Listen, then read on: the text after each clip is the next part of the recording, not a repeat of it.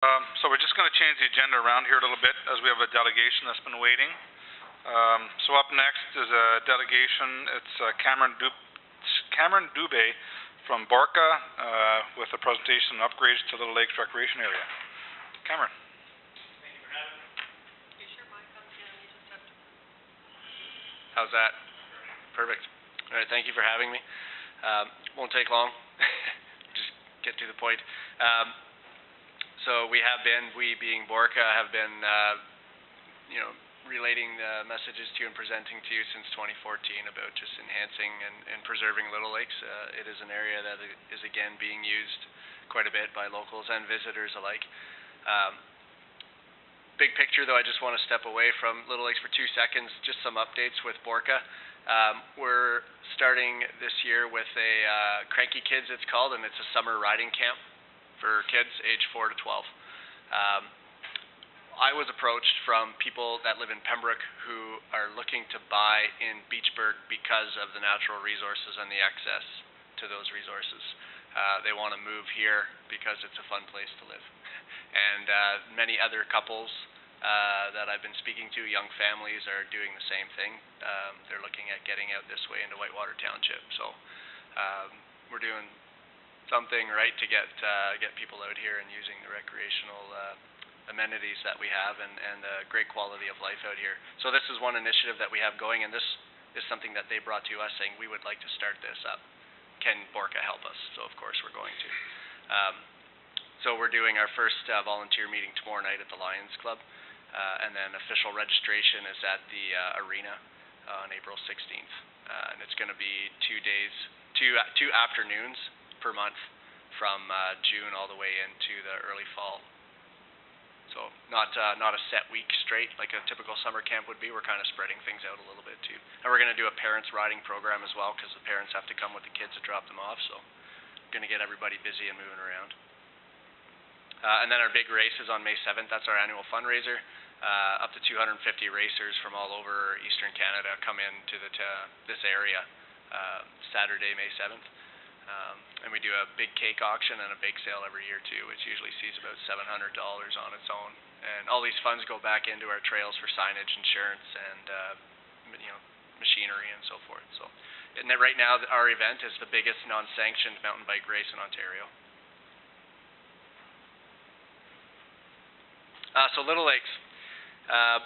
So the parking lot and those poplar trees, the focal point, hopefully those things last. It's a beautiful little centerpiece. And we have the floating dock out there now, and everyone was informed via the local news that there's a possibility of lessons and a bit more programming going in there, which is fantastic. So I was approached with some ideas that I've acquired from other stakeholders and volunteers that have helped out with making this place what it is now. So those I bring forth tonight. Some environmental conditions from a safety aspect as well. Electric motors only or self-propelled. So electric motors being typically under the 9 horsepower or a trolling motor. Right? It's not really the lake or the area to go ripping around in your bass boat. Bass boats do launch there, but they typically are good about using just their trolling motor to go fishing for the pike and bass that are in there. So that's one consideration from an environmental standpoint, but that also affects a safety, social standpoint as well. Minimal disturbance to the riparian zone, so that's where the land meets the water, or the sensitive area in between. If we can minimize disturbing that area, we'll enhance the quality of the ecosystem there by preserving the flora and fauna that exists there as well, because that's one of the reasons why Little Lakes is so great. Right, the turtles, the frogs, the kids chasing the frogs, and the ducks and geese and everything, right? If we take away that zone, we'll take away what that place is really all about. So I think we just need to be sensitive to that.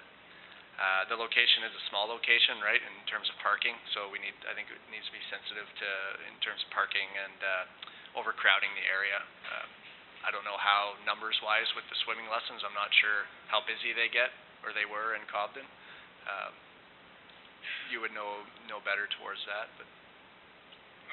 Cam, just a question: is there any restrictions on the lake now with regards to motors, or? Not that I'm aware of. And does anyone know who would be responsible for implementing any kind of restrictions? Would we have to go to any type of ministry to say that it's electric motors only, or how? Typically, it would fall under M&R, and when you ask M&R, typically they will say that the municipality will have to do that. Yep, Christine? Experience I've had with that in another municipality is that, M&R was looking for consensus from the cottage owners around the lake. We had a movement in a small lake, and they were trying to, ban gas motors, and that was basically the advice I got from M&R is, come back to us when you've got something signed by the majority of the property owners that this is what they want. They didn't want to just come in and top down make a ruling. Is there any cottages or anything on that lake now? No, I guess there's a permanent dwelling at the top of the hill, across from Mahoney and Sealy, but no real access to launch a boat or anything from that point out, yeah. Okay, thank you. There is, just on that aspect too, there's 2 other lakes behind Little Lakes that are connected via moving water, that have been blocked. I don't know by whom, private landowner around there, but it is a question of safety where there was old fence dragged across, and then one local who was out paddling in their canoe actually, in their kayak, actually paddled up without seeing the fence and almost took them out at the chest neck area. So I don't know if it's a legal thing to be aware of, that they can't block a navigable waterway if it is truly navigable or not. So it's just something to be aware of when you look at Little Lakes from a bird's eye view. There's Little Lakes proper, and then there's two smaller kettle lakes that form behind. No, Porter Lake is way off and beyond. They're actually just tiny. It would be classified as a lake. These would be for sure. They're deep enough and large enough.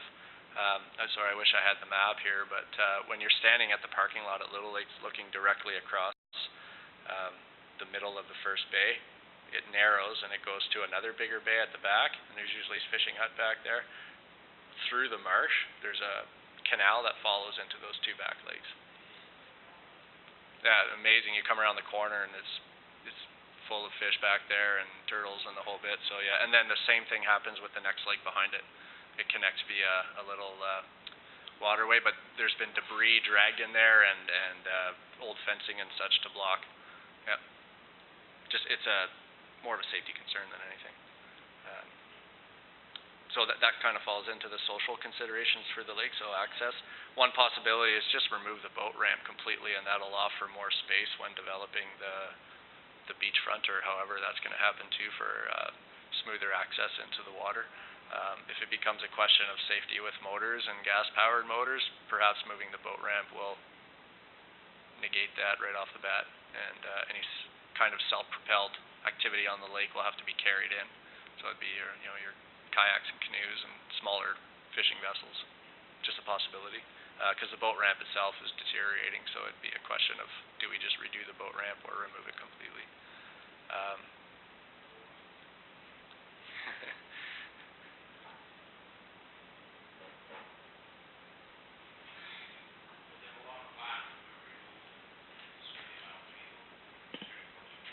Yeah.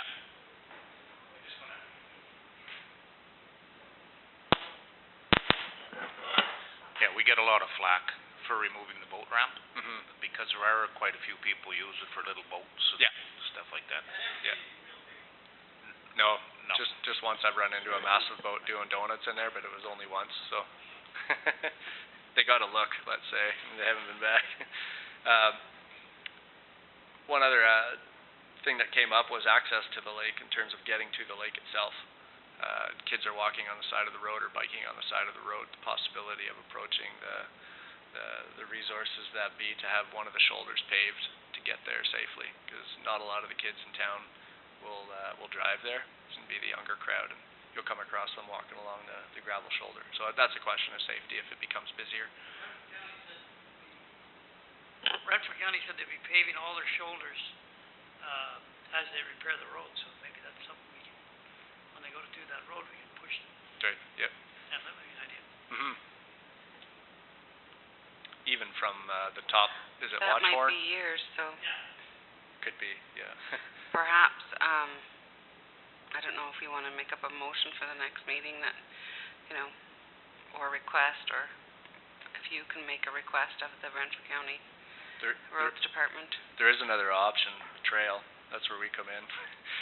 But it would be accessing or contacting local landowners. There used to be an old public right-of-way behind, the old Beachburg Road you were talking about, which would connect up to a couple landowners, and it would basically pop you out at the Watchhorn Drive at the top of the hill there where it meets out. That's right. That's a possibility as well. Keep people right off the road 100%. Something to consider.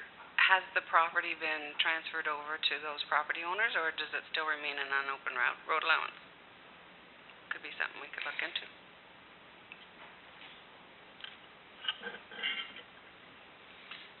It always was county, so we'd have to check with the county and see.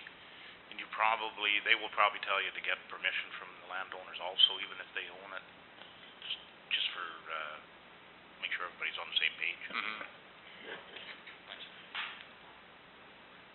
Then it would just be signage, right? So at the lake, depending on how you structure your programming there, so use at your own risk style signs, no lifeguard on duty, all that verbiage to be displayed, obvious to the people, and if there's going to be actual park hours or recommendations that people leave by end of the day, just due diligence in that respect.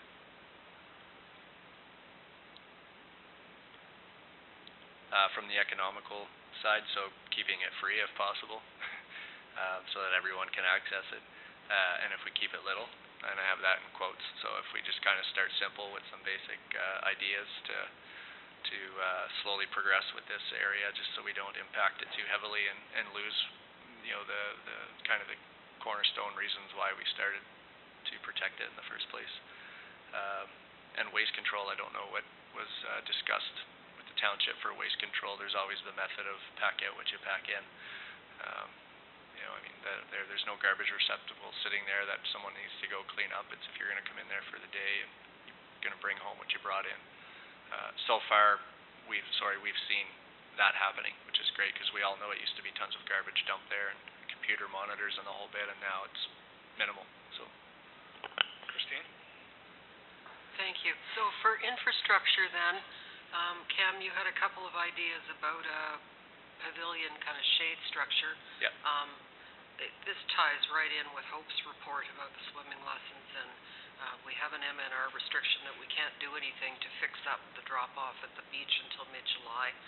So her recommendation was the first set of swimming lessons at Nangor, we could fix the beach and then have the second set of swimming lessons at the beginning of August at Little Lakes. Great. So in order to do that, we'd need, a garbage ritual of some kind. We need receptacles. People are going to pack in snacks and lunches if they're taking swimming lessons. We'd certainly need a bathroom, and we'd need a change room. So there's a little bit of modest infrastructure over and above mitigating that drop-off, especially for the little ones, that we'd have to give some consideration to getting done by the beginning of August. okay. So, and I think you had, if you don't mind touching on it, Cam. I do, yeah. There you go. And you had a price tag on that. I do, so it kind of all came to me all at once. So the construction trades program at Algonquin, where I work in the outdoor programs, but the construction trades professors are just down the hall. He ran into me in the hall one day. He's like, you got any ideas in your community that, our students are doing a timber frame project? I was like, yeah, of course. This came to mind right away. So what the professor said is, students will design it, build it, put it together, that sort of thing, and it would just be material cost. That would be up to, the buyer, essentially. So they looked at an 8x10 timber frame with a steel roof for about $1,000 in costs for the wood itself and the steel for the roof. And the extras that would be needed would be to get it to Little Lakes, because the college doesn't have a means to get it there, but that'd be a flatbed. They're going to number all the posts, so it can go up easily. The students can't legally put it up on site, just under their own college insurance. I'm not too sure how it works. But there's enough contractors in the area here that I'm sure half a day at the nuts and bolts of putting it together, and then getting a concrete pad poured for it as well would be the other step that would be extras. So just an option. So it's built, it's done, and it's in its pieces or whatever. They're making it now, but I the professor knows that it was never a guarantee that it would go to Little Lakes. It was just one option, and if it doesn't work out, that they would sell it to somebody else for that price of $1,000. So that's a proposal that we bring to you tonight. We actually, I think we have a bidding war going over here for it already. Yeah, that's not the actual building. That's just an example, but it's gonna be, like you said, a modest building. These are students learning timber framing, so. Okay. Christine? There would be a really nice partnering opportunity here too, to provide a little plaque, some nice signage, Township of Whitewater Region thanks the students, et cetera. Certainly. Which are networks that we're trying to build. Mm-hmm.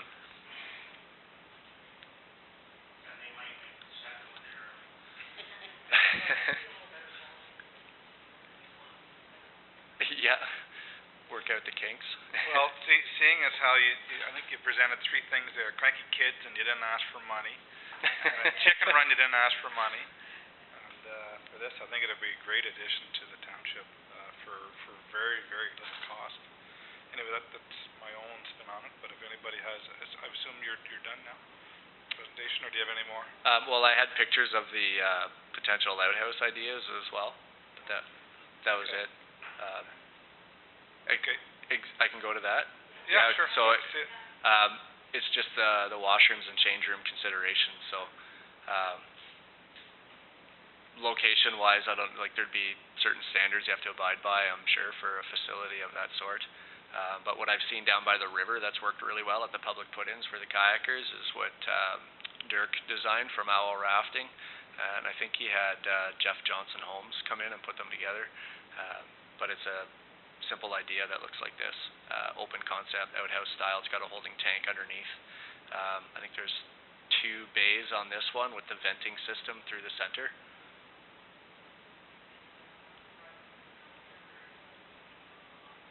That's right. Yeah, well ventilated, aerated.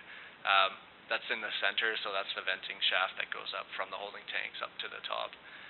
And if you look back at this style, I mean, you could add on extra bays on the side for changing, or through the back, and the plans would be ready to go because it's been done before. We're not reinventing the wheel, right? But of course, the option of the porta potty style as well, which someone maintains for you, and yeah, it has a bit of a more natural look to a theme to it, right, to the area. But just price, I don't know, but I could get the price very easily.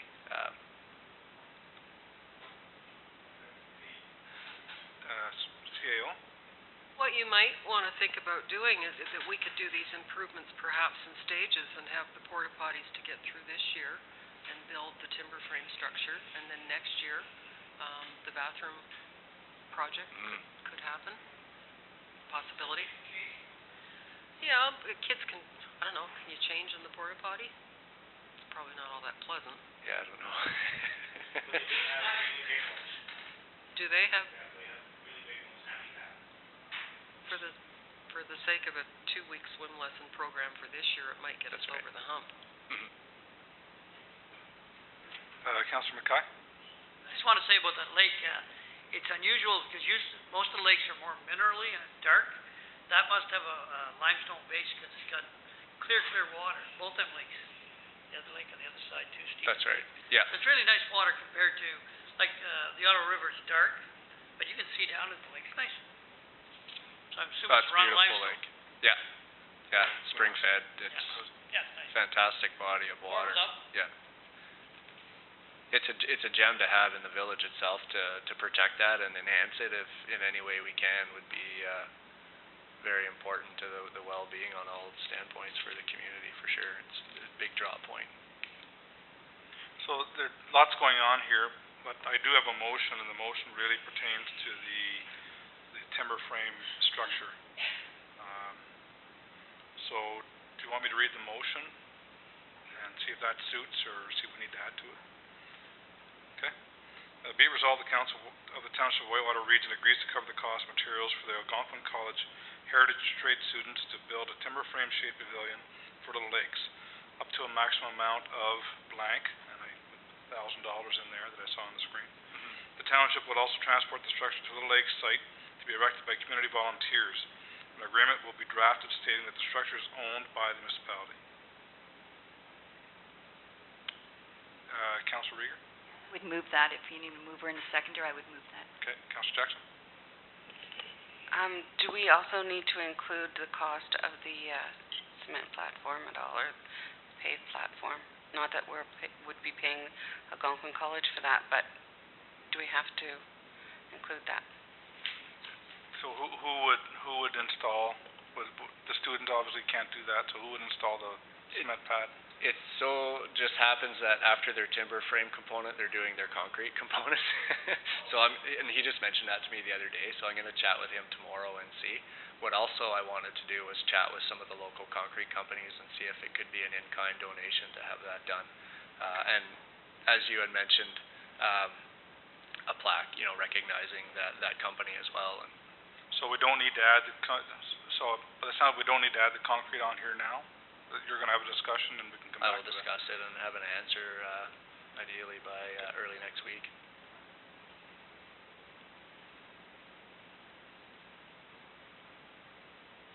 Yeah, up to. So, the suggestion from CEO is make it an amount up to $1,500. Up to a maximum amount. Okay, so I'll make it $1,500 and I won't reread it. We'll just, we'll go call for motion.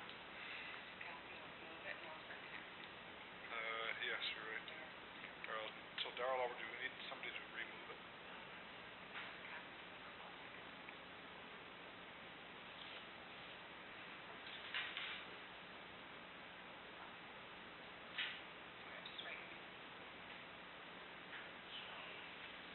Reprint.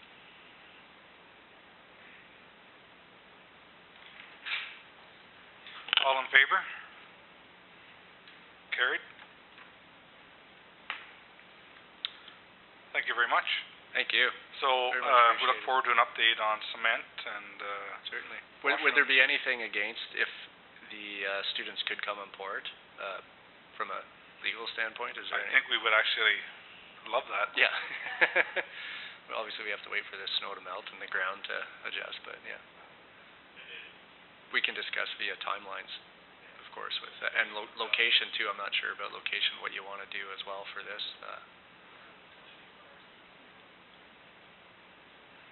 Mhm.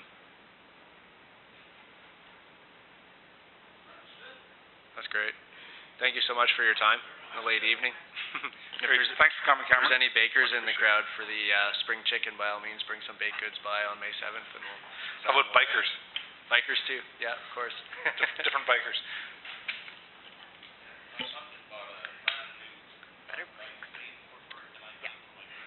Folks report about swimming lessons. It's all good. First 2 weeks at Nangor, have a break, we fix some legs, we do the second swim program in early August. And we only hire the one set of 2 students.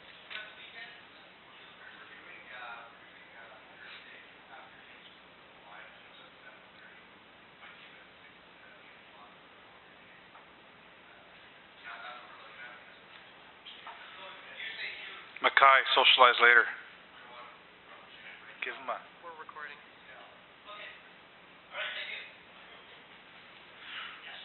On to the next agenda, which is actually, we'll flip back up to number 1, which is Summer Swim Program Report.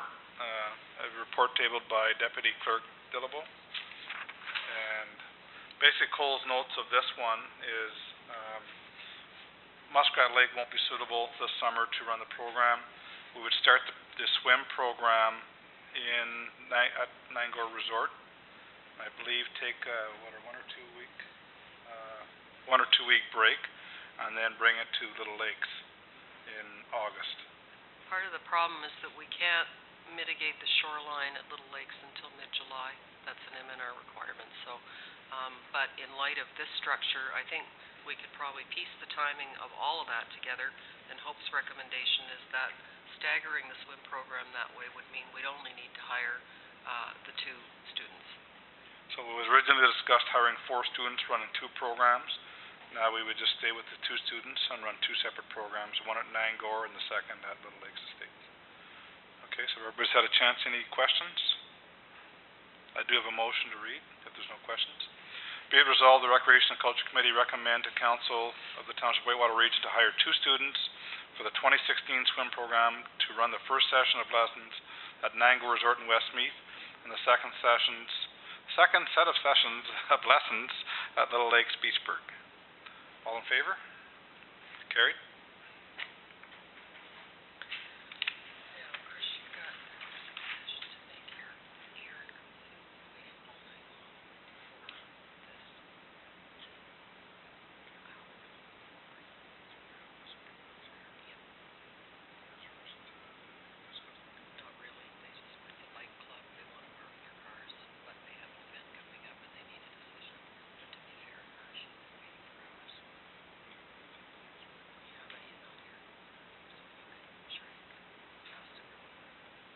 Okay, so again, looking to just move the agenda around as we do have a delegation that's been waiting quite some time. So, as the Environmental Services Committee Chair is not here, and I believe I am the co-chair, we'll move down to 8E2.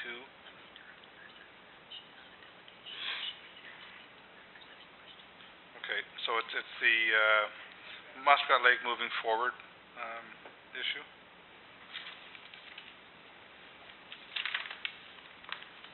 And sorry, I would just correct that she's not a delegation, but she is here to speak to any questions that we may have.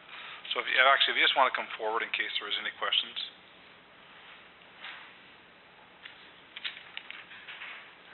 That's 8E2 in your package. Yeah. Mayor?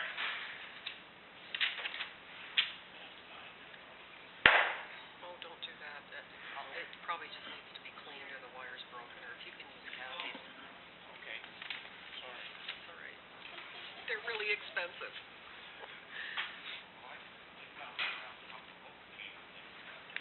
Worth a lot So just for people that may be watching this and not understanding what we're doing here, it's the Muskrat Lake moving forward issue that we've talked about. And I'll just read off the background here. There's been a discussion at committee about organizing a meeting of all Muskrat Lake concerned groups of individuals. Does council wish to proceed with this idea? Also, a memorandum of understanding was approved and signed between the Township Council and Muskrat Watershed Council in October 2015, but it holds no financial legal obligations for either party. For the next steps, does the Township wish to have one group represent them with the various ministries as meetings are set up to discuss improving the water quality of Muskrat Lake? And Mayor, you were first up.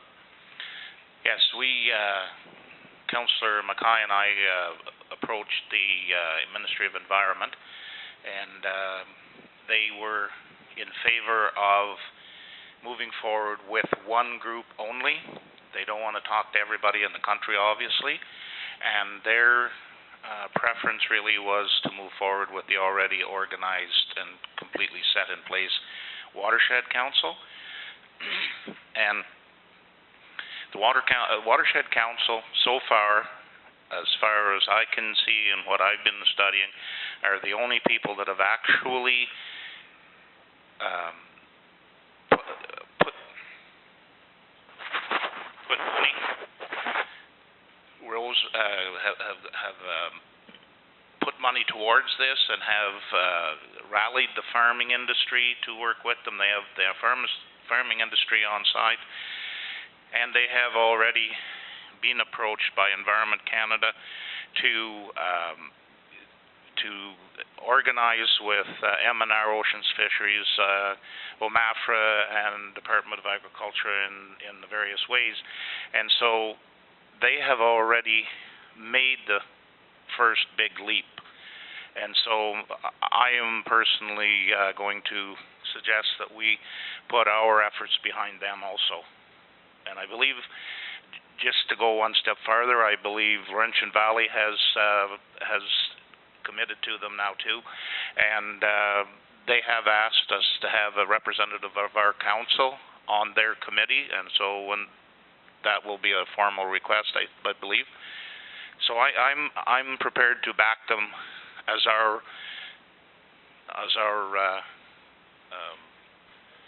partner and champion. I think Councillor Mackay, was that a hand or was that a nod? Okay, Councillor Guy? I agree with Hal. I think they're doing a good job, and I think waiting for the other groups is wasting our time. So let's go with the group that knows what they're doing. Councillor Jackson? I think it's important to communicate as well, and I also agree that the Muskrat Watershed Council is the board that we should be dealing with. I also think that we should communicate with the other groups that if they have any questions with regards to Muskrat Lake, that they address them through the Muskrat Watershed Council, and that nobody else will submit grant applications or anything on our behalf other than with approval of council through the Muskrat Watershed Council. Sorry, Councillor Rieger, were you next? Sorry, I was just going to, just to add on to Councillor Jackson, I agree with you 100% on that, and I do agree with our mayor that I am certainly in favor of the Muskrat Watershed Council being the one voice that speaks, for sure. Okay. Mayor? Also, they are in the county's official plan, which means that they're not. Oh, you're not? I thought I read that in there. I'm sorry. I apologize.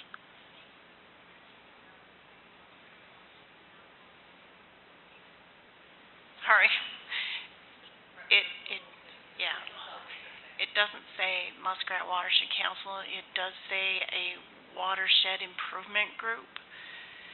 Okay. But that's in the old one, and since that was originally done, I think the Muskrat Watershed Council was initiated probably out of that That's initial. my understanding, yes. But they don't name us as having a say, and some people have the erroneous opinion that that gives us a voice, whereas they said in cooperation with, which means they'd listen to us, but doesn't mean we have any say. Well, yeah, to be very blunt about it, you have no legal authority to direct or to fine or to do anything. You're a volunteer company that gives direction, raises funds, and pushes forward in the projects, correct? Correct. We have no say in the official plan whatsoever, nor have we participated in making it. Okay, yeah. Well, what my statement was trying to mean was that you were the one that the county had adopted, but I'm wrong, obviously, so. But you're the one that we adopted. I think we got spun out of what the county wanted.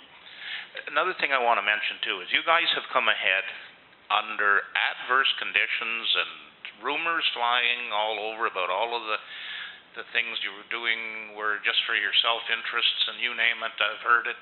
And there is no evidence of any of that at any time, and I would just like to congratulate you officially on what you have done. It's amazing under these circumstances what the Watershed Council has accomplished, and keep up the good work. We're behind you. Well, the council appreciates that. They've had some great people in the past. They've got some great people now, and they all want the same thing.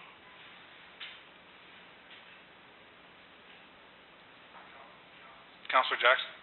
I'm just wondering, and I don't know if the Muskrat Watershed Council, their makeup allows for a representation of a council member on the Muskrat Watershed Council itself. They wouldn't be a director as having a say, but it's to give a link between you and us, such as Laurentian Valley has given us Claus Tross, and Right. he comes. He doesn't have to be at every meeting, but what he does is he comes and he knows what we're about. He even offers suggestions or ideas if he has them. But he can go back then, and when his council says to him, well, what are they doing? What are they about? Instead of us trying to explain to them again every year who we are, what we're doing, he knows, and he can explain to them in the off time, and they know exactly what we're doing. Would Steve, and perhaps the best way to do it is do a staff member, would Steve Hodson be interested as environmental manager? It can even be a council member? It can be a citizen of your town. At large, anything.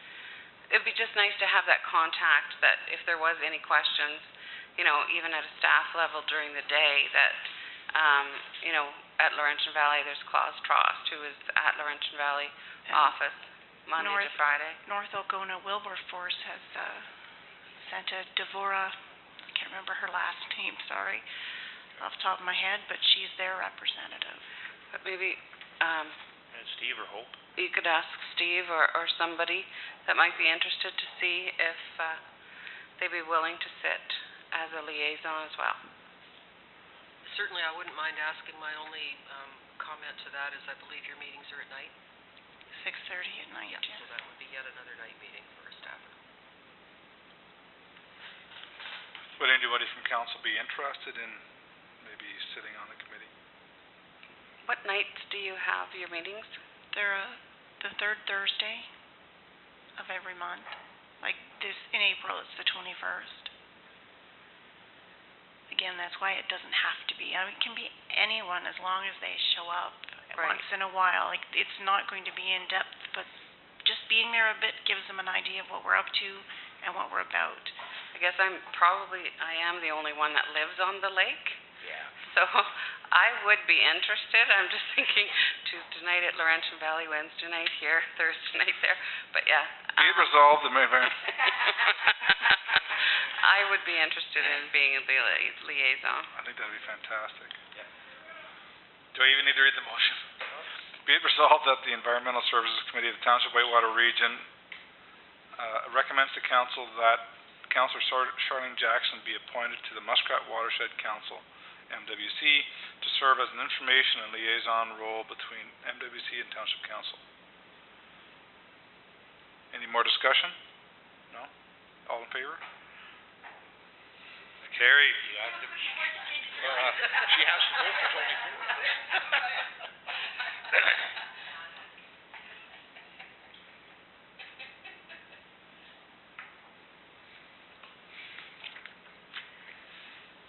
Okay, thank you I think we're done. No, she was just here more, sorry, and I misinformed you, she wasn't a delegation. She was simply here to, for questions, if we had any questions. So thanks very much for your patience. Yeah, thanks, Karen. Is it number 4? Karen does a lot of work. What about, do these off? Okay. So, last item on the agenda, and I think we're gonna call it quits tonight, if everybody's okay with that. Back up to item number 1, item number 4, so 6C4, the request for parking on Lacroix Bay Road.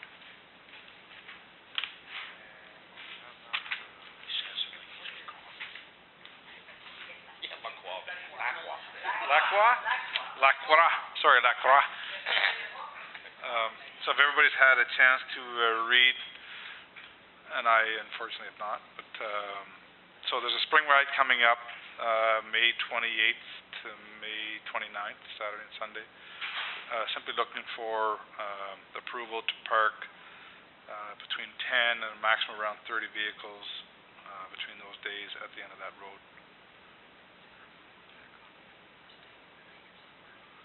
Okay, yeah, it's a group that apparently are staying overnight from Quebec. Any discussion on this item? Yep. Are they looking to park just down by the boat launch? Is that the Lacroix Bay Road or further in? Described it as the park. So I'm wondering if that's the Says we've boat spotted launch a at park Lacroix Bay? on the Lacroix That's the Bay Road where we could do that and are seeking authorization to leave a few cars from approximately noon Saturday to 10 a.m. Sunday. Charlene Jackson? Councillor Jackson. I think where that boat launch is, where I think they're thinking about that, there's room in that parking lot as well as, there'd be enough room on the side of the road that if they needed the side of the road as well, they wouldn't interfere too much with the traffic. As long as they weren't parked on the road, you know, half on, half off, I'm okay with that. Yeah, I would think so. Otherwise, it wouldn't be coming over here. Yeah, and at the end of the day, my thought is that they're asking for permission, which a lot of people simply wouldn't even ask, so.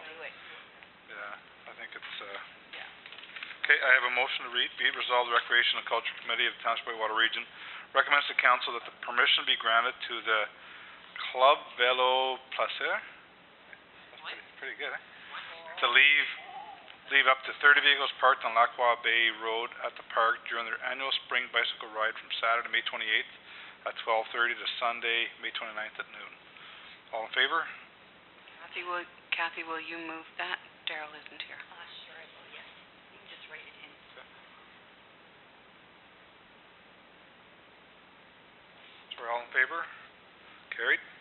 Nice to see that they're coming to our roads, like.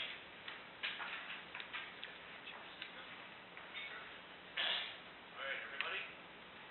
That's it for my agenda. Alright, moved by, Chris Olmsted, seconded by, Kathy Regier.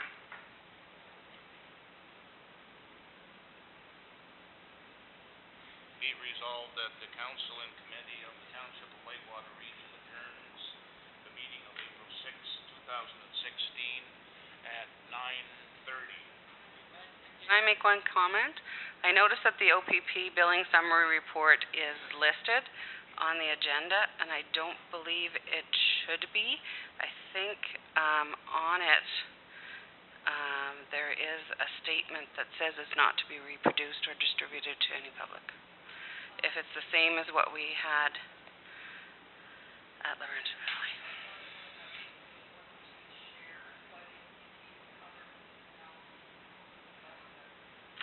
It says it was generated only and not be publicly shared with any other municipality or agency. And by publishing it, you're publishing it to everybody.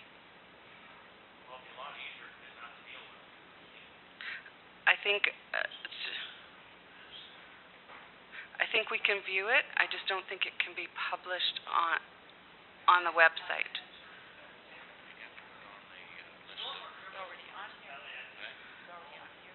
Yeah, but that's just for us, we wouldn't say anything. No.